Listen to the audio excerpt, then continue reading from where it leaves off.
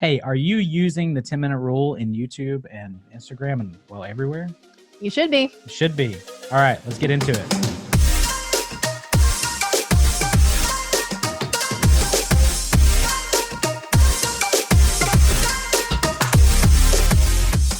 Hey, what's up, everybody? Welcome back to the Go Rogue Podcast. My name is Brian Fitton. This is a podcast dedicated to doing marketing differently, serving first, giving value, and building your brand. I'm so excited that you're with us today, and I've got my awesome co-host, Miss Lauren Lewis. Hey. Hey. And then we have an amazing co-host, special guest, Mr. C.R. Braniff. How you doing, C.R.? Doing great, guys. Appreciate you having me. Absolutely. So this is second time you've been on the show, correct? Yeah, man, it's been too long. It really has. Yeah, right out of the gate, we had you on, and I still think it's one of the most downloaded episodes that we have. I was actually going to tell CR holds the crown. He has the does. most downloaded episode. Yes. Oh, man, that means a lot. But there's more pressure on you now, because I know, right? Got to bring the follow up. Got to bring the A game today.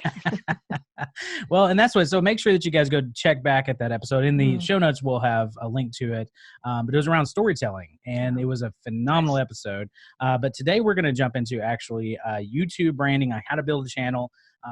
CR has they have built this amazing channel around their family and what they're doing, and so I'm excited to kind of jump into that. But also he has some marketing background as well, so it's really going to be some good stuff. But before we get into that, we like to start it off with something fun. What's that, Lauren? We always like to start our episodes off with, what are you obsessed with? So CR, start us off. What are you obsessed with this week? Oh man, outside of toilet paper, I would say. Actually, you know what? I'm staring at one right now. So this is a light, actually, a mobile light that Angie and I use. The manufacturer, to be honest with you, I can't even remember who makes it. I want to say it's like Adorama, if that makes sense. But the flexibility of these little lights here to go from different color schemes and intensities and saturation levels, it's top notch, especially in our line of work where we're doing like various photo shoots or social media content. They're lightweight, they're small, and easy to travel with. So I'm a fan. Yeah, nice. If you guys are just listening, it looks like he's holding a glowing box from the Avengers, basically. It's a Tesseract. When I snap my fingers, this podcast might end. It's like, ooh, okay. half of the podcast will end, actually. That's awesome. All right, so I'm going to go tech too as well, because I've been traveling doing a lot of live podcast editing, and so we video it with multi-camera setup, and so I went and started we have the CamLink, which makes your DSLR camera able to actually do live streaming or recording through your computer, and use it as a webcam, basically. And so this was my first time to do multi-camera switching, basically video producing while we were recording a podcast. It was a lot of stuff, but it was, it went really well. I'm very excited. I do know that I'm going to have to upgrade my video, the encoder on my computer, because it was lagging just a little bit, but it was a lot of fun though. I got to nerd out a little bit on some of the pipe. That is not Lauren's thing. She's like, you can have that. So CR, you and I can talk about lights and color balance all day. And love it all day. We can do that. So, but anyway, that's my obsession. So now I'm gonna, even after this, I'm gonna dig into more info on that kind of stuff. So all right, get excited, Lauren. I'm so excited. What about you, Lauren? What are you obsessed with? So my husband and I are trying with our oldest child, who's he's almost 4, to do more like on Friday nights to do like intentional dates with him. And last week I went and saw Onward with him, which is a new Pixar movie. Yeah. It was super cute. Yeah. And it was like, I really didn't know what it honestly was about, but it made me cry. It was really good. It was surprisingly a lot more in depth than I thought it was going to be. Oh, wow. Yeah. So I thought it was really good. And I mean, it's always fun to go with your child that's like really little and still seeing like through their eyes. It's just interesting what they pick up on and stuff too. Yeah. So it was really fun. Yeah, we did that with Frozen 2, and about halfway through the movie, our 5-year-old fell asleep on me. So I got to watch the rest of the movie. It was really cute, but it was just like, all right, he's not going to remember any of this. And I'm enjoying it. Was a great movie. I'm not going to. Didn't he fall asleep in Sonic too? Yeah, he did. Okay. I think I fell asleep in Sonic, which actually Sonic was a phenomenal movie, but I was exhausted. And now you have the reclining chairs. Yeah. So it's done. Yeah. Oh, yeah. I'm like, I sit back and like, oh, well, it's over. The there'll be, once there's heated seats, we're in over. trouble. We're in trouble. Yes, yeah, for real. Well, now they bring you your food as well. I mean, Yeah. you don't have to get up. It's terrible. So, I mean, it's the most wonderful thing ever. So, all right. Hey, that was really good. That was good. I was, you didn't have a tech one. That's okay. No, I didn't. You're forgiven. That's right. Okay. Hey, let's jump into the topic today. Yep. And it's really all about YouTube, right? So, Sierra, give us just a brief overview of who you are, what you do, kind of your background. Sure. So my name is C.R. Braniff. My wife and I actually have, we have a pretty sizable YouTube channel. That's where we got started. It's primarily a family vlogging channel. And so basically we kind of go through our daily lives with a camera in our hands and try and tell interesting stories. Now, through that type of content, we have pretty specific audiences that we're trying to reach with regards to demographics, I guess. We want to reach families. That's who we're trying to inspire or inform or educate, however you want to put it.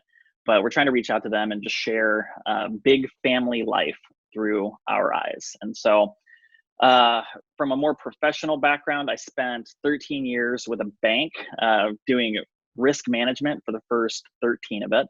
The last 2 of it, I actually ran several of their social media platforms, Twitter, LinkedIn, IG, YouTube, and did content planning and some consulting work with their marketing groups on all things social. So from a more corporate side, I've got some professional background in social media and storytelling. I left about 2 years ago, retired, and came home and now do social media full time with my wife. She is the talent. I say this all the time. We kind of put our heads together and figure out, how we want to tackle this stuff from a content standpoint. But for the most part, she's the workhorse, man. She picks up the camera. She has her own personal YouTube channel. She's an author. I am her biggest cheerleader. So together we kind of go through life, tackling YouTube one video at a time. Yeah. So you talk about big family life. So how many kids do you have? We have 8 children. We have 8. I think the last time last time we spoke, I had 7. So since then we've actually congratulations. Thanks. We adopted a little boy. That's all on YouTube, but 8 kids overall. So that keeps it lively. And your family is just so beautiful. I love seeing the pictures and social media and the videos that you guys do. It's always fun. And you have, for anybody, make sure that you guys go out there and check them out. This Gathered Nest, right, for the family vlog. What is her personal channel? I don't think I'm subscribed to that. Yeah, it's Angela Braniff. So it's really more lifestyle. Okay. Yeah, she started it up a long time ago, but from a content standpoint, it's really more geared towards motherhood and lifestyle. So she'll get into a lot more of the mom stuff than what's discussed or shown, I guess, on our blog. So that's awesome. Yeah. We were joking about it. Like she's so pretty. And so it's one of those things where it's like, that's kind. We were talking about, it's like, basically, Sierra, you must every morning just give her time to get ready, or she just wakes up like that. We don't know exactly what I would say it's the latter, but she does spend some time getting ready. And we're in a line of work where she, she does that. She does tutorials and stuff like that with clothing and makeup and all that stuff too on her personal channel. So it's all a part of the gig.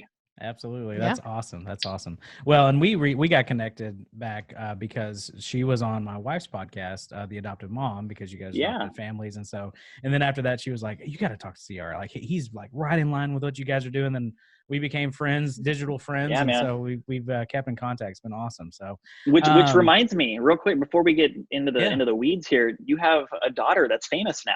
I saw.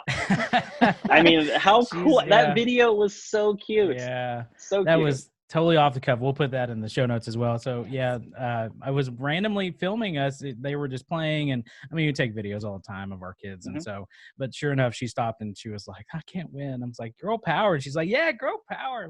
Girls never stop. And I was like, she was all about it. Oh yeah. I was like, that was not coached at all. That's so cute. So I love that she's like tripping over a scooter and she's like, keep on rolling. Yeah. She's just tripping and just, So Jay. You're raising them right, man. That was awesome. Oh yeah. Yeah. That was, of course. And there's like the day that video comes out and we get like a bad report from school. She's like mean and pushing kids. And I'm like, of course she gets on the news and everything. And then we get like a terrible report.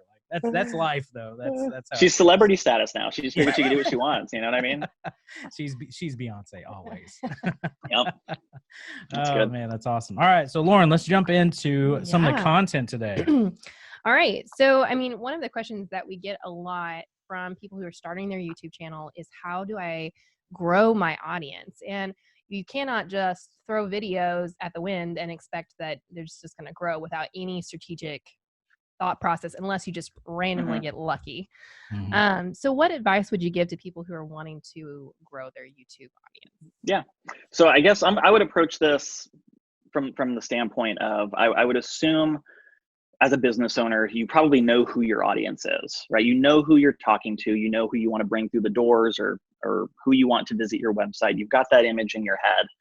At this point, you're going to be using video content to try and reach them, find them, and engage with them. And that's exactly what YouTube is for. Obviously, it's a social platform. So because the word social is in there, the intent of the platform is to get people to engage with you as the creator and for you to engage with them, right? That's a huge, huge talking point. I would say starting in 2019, the platforms really went away from virality, really searching for clickbaity titles and promoting that type of content, to really promoting content that drives engagement with their viewers. And so if I were to start somewhere first, I would start with wanting to create content that's going to get a viewer to not only click on my video, but want to comment on it, want to like it, and want to share it. So as I'm strategizing and thinking through different types of content, that's what I'm thinking about. What is going to get my viewer to stick around through the duration of my video and have an opinion about it, have a feeling, have something that they want to converse with me about, or leave a comment about. And those are the types of things that YouTube really likes in 2020, is content that drives engagement. And that's awesome. Yeah. And I think even when we talked about watch time, we kind of dove into some of the analytics of that in the past, but watch time is a big deal, because they actually are wanting that full connection that you have with somebody, to be able to actually have them comment, stick around, like make sure it's interesting stuff and they're getting value from it, that it's not just, we're getting away from the early days of YouTube when it was just really clickbaity, like this is a really cool thumbnail, but then the thumbnail has nothing to do with the video itself and the content itself.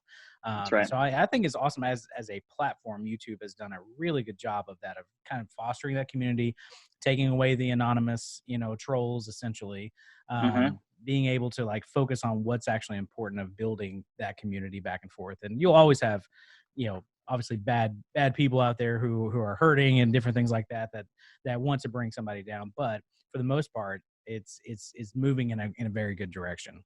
It's healthier than it was 10 years ago when it started. You know what I mean? They're really focusing on not only the creator's experience, but the viewer's experience, and the brands, the business side, the advertisers. They want to make sure that the triad, if you will, are all working in unison towards the same goal, which is an enjoyable experience on the platform. Yeah.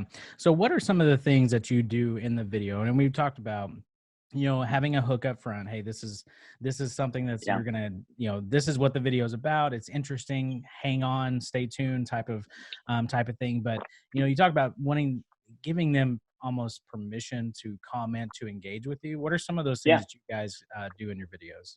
I mean, you got to ask for it. I mean, really, it's calls to action. I think when you're creating content and you're planning out either your editorial calendar or your content strategy, you almost have your narrative arc within the story you're telling, right? You're kind of figuring out at what point in today's vlog or today's video or today's tutorial am I going to reach out to my audience and ask for their opinion on something, right? And it's as easy as that. At the end of the day, majority of people are going to do what you tell them to. If you ask them for permission, or if you come across as salesy or pushy, you're probably going to lose, some engagement or some authenticity there. Yeah. But if you're really treating them like they're an intelligent human being, which you have to, right? I think in today's society, you have to treat them, or have to treat everybody as if they're human.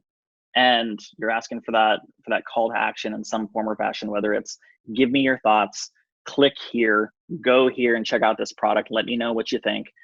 You're gonna get that activity.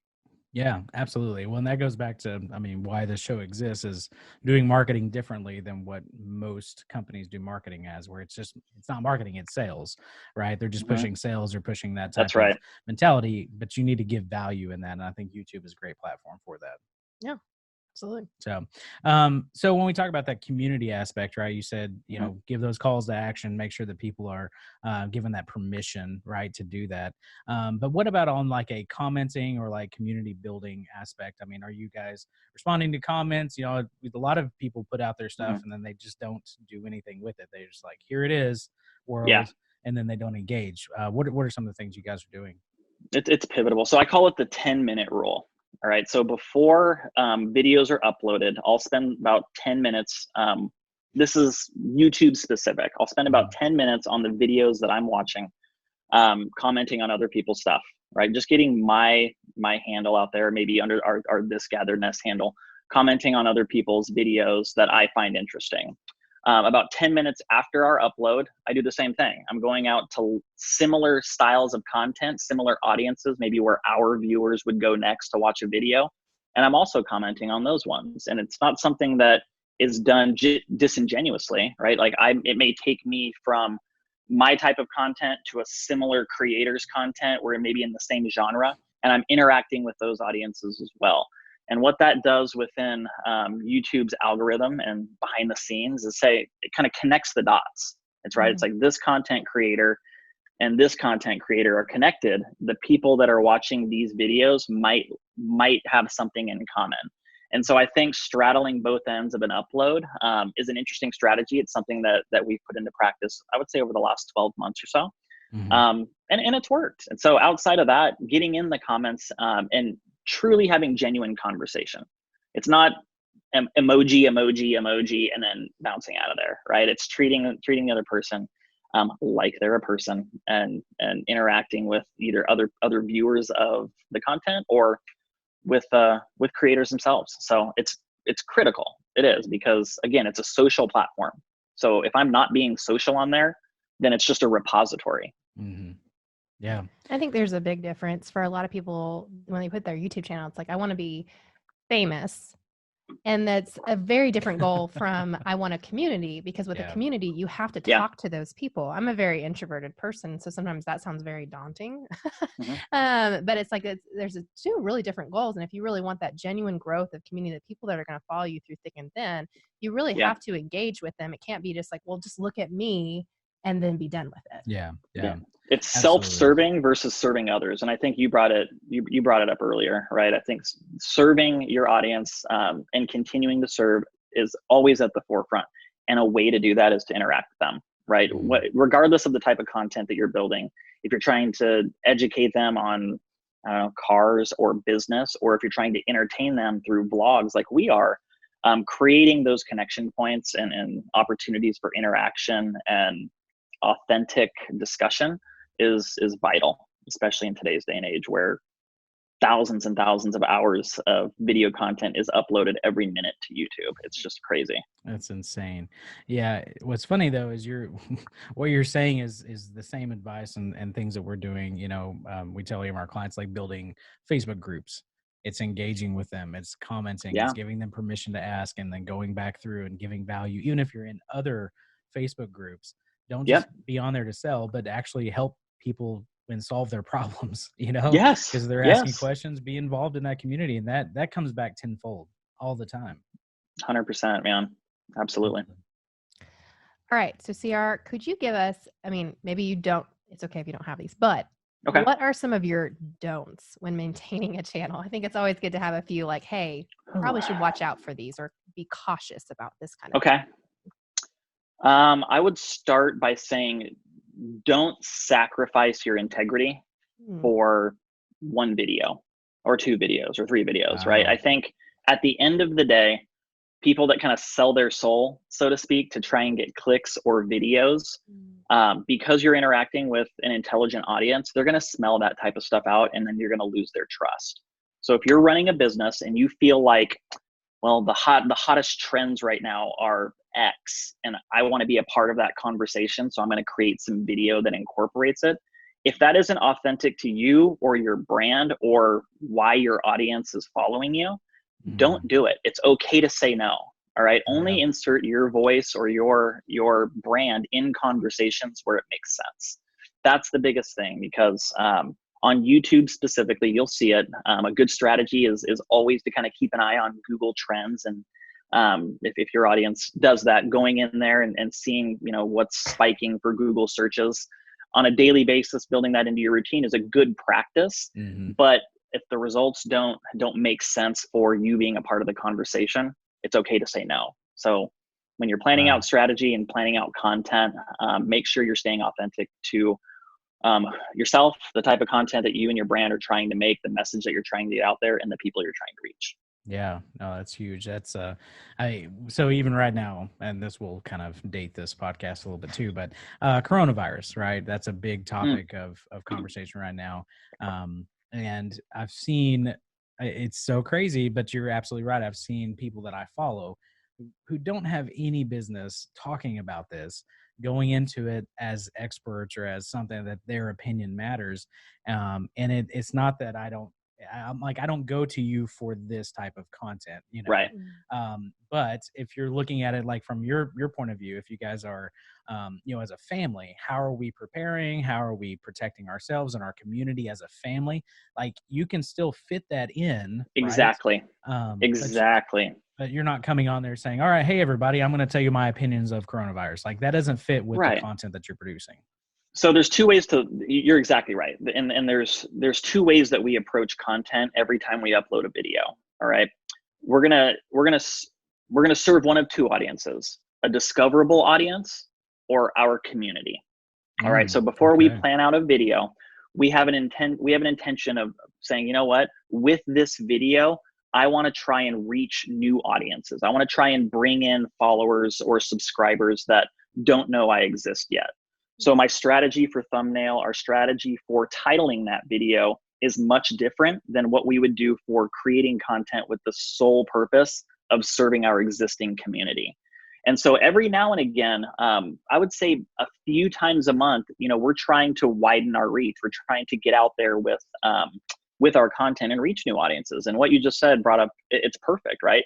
If I wanted to take what was hot today, searchability wise, which is the coronavirus, obviously it's going to be extremely saturated already. And I wanted to insert my type of content into that conversation, but I wanted to bring in new audiences, I would definitely tailor a title and a thumbnail that was a little bit more exaggerated, something that would maybe drive a little bit more click through on our title, versus staying really, really authentic and saying, you know what, I want to serve my community. So as our large family, here's how we're interacting with coronavirus. Here's how we're preparing. And so that's much more, I would say, true as to what I'm comfortable doing. But as an example and as a part of this conversation, discoverable content and community content have two different purposes and two different strategies all in and of itself. Wow, that is great advice. Yeah, I don't really know that good. I've ever thought about it in that sense too, but yeah, that's fantastic. So how do you, going from that, you know, we talked to mainly marketing directors, you know, business owners, that type of role. How would you even balance those two? So that community building, but then also, you know, discoverability. So what advice would you offer them? Sure. So I would say,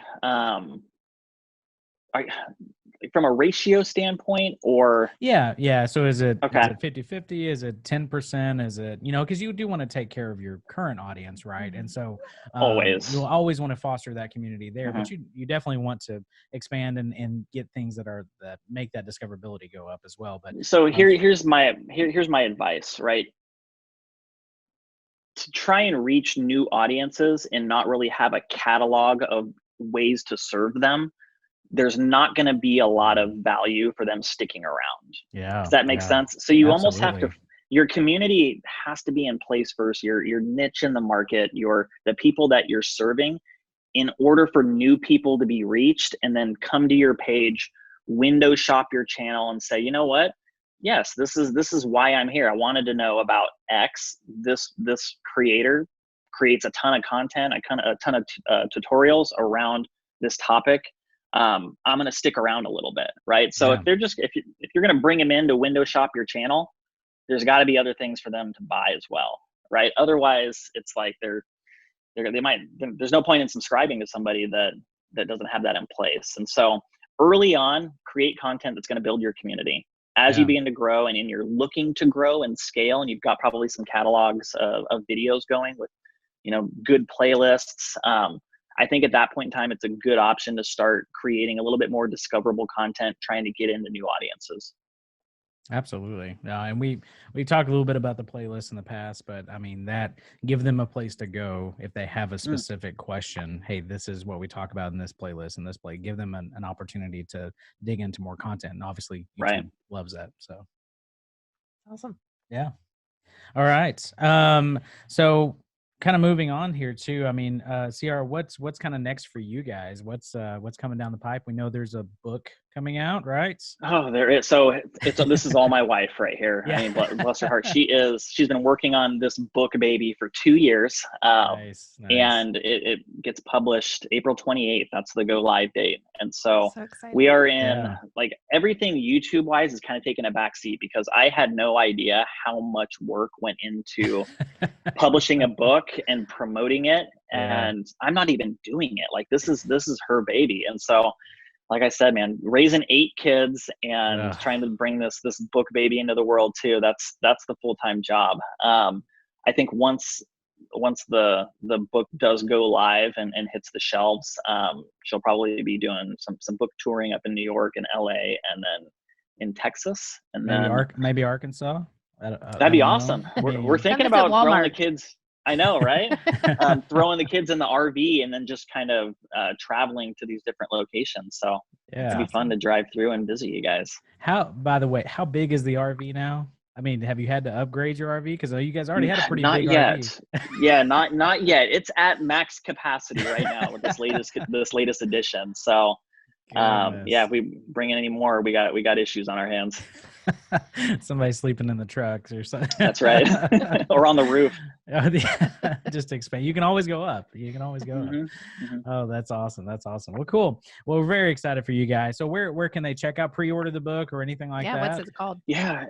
So the book is called Love Without Borders. It's a memoir that my wife wrote kind of about her upbringing and then kind of what changed in her life to spark an unlikely journey to build our family the way it's been built. And so you can find it anywhere books are sold. It's on Amazon, Books A Million, Barnes and Noble, available for pre-sale now, and goes live, like I said, April 28th. So yeah, that's awesome. Well, good. Well, we're really excited for you guys.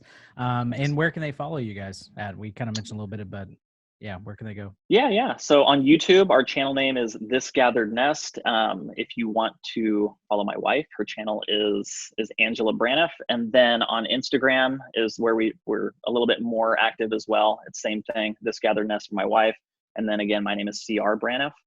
And I think Facebook, This Gathered Nest as well. So, I mean, we're all over there, but not too active on Twitter. Yeah. Well, yeah. And that's, I don't know how you guys balance it because you're always releasing like really cool, like 360 videos as well. One of my favorites was the go-karts. You're just having that 360 camera. Oh, that was fun. And riding the go-karts. I was like, this is the coolest thing. And nothing's like happening. You're just driving in the go-kart, but just seeing it obviously in different angles was really versatile little tool there. I know we're veering off a little bit, but I'll tech out with you a little bit because I can do that with you. Those little 360 cameras, man, they are versatile. And once you start getting into content creation and video, once you got your storytelling and your angles down, if you can make like creativity is the byproduct of good storytelling. It just supports it. And so different shot angles and stuff like that, in my opinion, always throw a wrinkle in there for the viewer and make them like, how'd they do that? Yeah. So it's fun. Do you still have the Bird scooter or the your motorized scooter that you ride around? I do. Actually, a video we uploaded just today has me on the scooter. It was like 70 degrees out for the first time the other day. So me and my juice box biker gang took a roll around the neighborhood and I threw had the scooter going and a 360 camera, and I got a lot of looks because I'm like a mid-30s guy rolling around a neighborhood on an electric scooter. So take it for what it's worth. Well, you know the Fitton family. I mean, we're a scooter gang as well. Yes. As you see There we from go. the There we video. go. So Yep. that's the one we need to. I actually rode a one wheel the other day, and Did you? I didn't wreck or anything, and it felt pretty smooth. I was like, man, I gotta Nice. get one of these. It's amazing. Of course, I don't know that my wife will let me. That's just medical bills waiting to happen. So Just increase the life insurance policy, and then you'll be good to go. maybe you're getting another $250,000 or something. Yeah. Yeah. Sold. That's hilarious. All right. Hey, Sarah, thank you so much, man. Seriously, this has been great. And obviously, I mean, always fun to have you on the show. And the value here. So if you guys, want more information, make sure you guys check them out. Follow Misgathered Nest and all that they're doing over there, as well as, it's show notes. We'll have those up and going, right, Lauren? Yep. We'll have everything there for you guys. So anyway, thanks so much for tuning in, and we'll see you next week.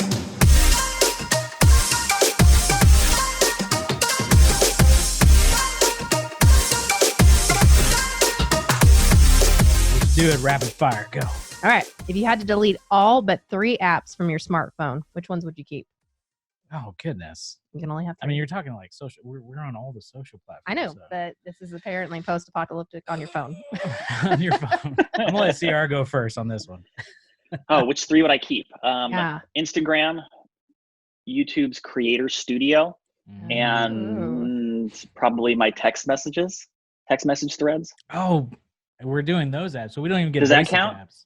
I think that counts. Yeah. Oh man. Okay, good. Okay, that's good. That's all that your smartphone can do. Okay, I would definitely delete the phone app because I'm not a fan of people calling me or me calling.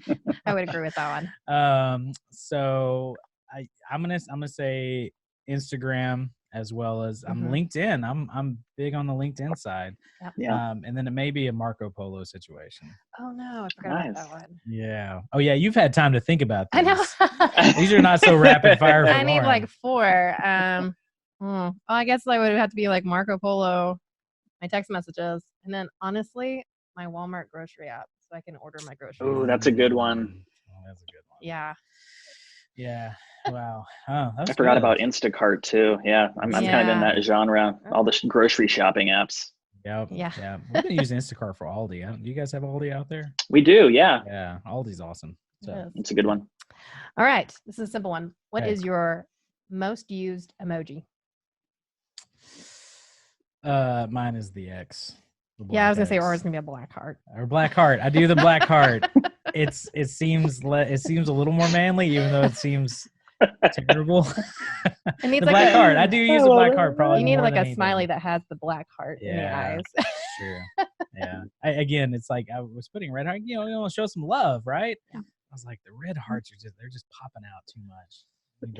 I like black. I'm black on black on black. Yeah, I agree. Yeah. Anyway, what's UCR? A most used emoji. I would probably say either the hand that does this right here. Oh, yeah. As of late, I've been on this like Nice. punk rock isn't dead thing, and so I've been trying to get my girls into a little bit more of like pop punk music from the early 2000s, which is Nice. that's my love language, and so I've been using a lot of this thing lately. So I don't know what you call that. I like it. So wait, are we saying pop punk like little hardcore-ish, like not like this singing screamo type stuff, or are you talking like? I mean, I love all punk rock music underneath that genre of umbrella. I have an affinity for the Newfound Glories of the world, the starting line. So a little bit more poppy, but I can definitely get into some hardcore stuff too. Nice, so. nice. It's a good era. It's a good era for me. It really was. Yeah. What about you, Lauren? I think it's either like the laughing, crying face. Really? Oh yeah, I guess so. Yeah. Yeah, or the nervous face where you're like doing this. I think that's probably the one that I use the most. Do that again for me. That was a good one. Yeah, Good No, I'm reenactment. good. But so I think for the longest time I thought that was just like a big smile. So I would send it to people like Oh, thinking no. that it's a big smile, but it's not. It's the yeah. I'm so Okay. sorry. I have a question for you. I was told that this is not praise hands. Like Oh, it's no. not the whatever the 2-hand thing. I was told it was a high 5, like a dub, like a high 10.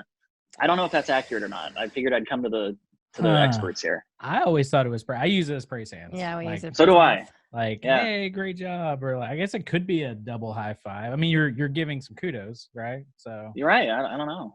I don't know in certain countries if that's a high five. But I know in the United States, culturally, that is like praise hands. Yeah, okay. So they may, as long as it's culturally relevant, I think it's okay. But I mean, that sounded definitive. Yeah, I know in certain countries you have to be very careful with your hand motions. Like it can mean different things. We're probably offending so many people out there. That's fair. Like, yeah, praise hands. You're like, that is cussing at me right now. You slap me. Oh goodness. Anyway, hey, those are good. Thank you. Nice. Those were actually good. We're great. Sometimes he's like, yeah, that was good. Making the nervous face. Those are good. Yeah.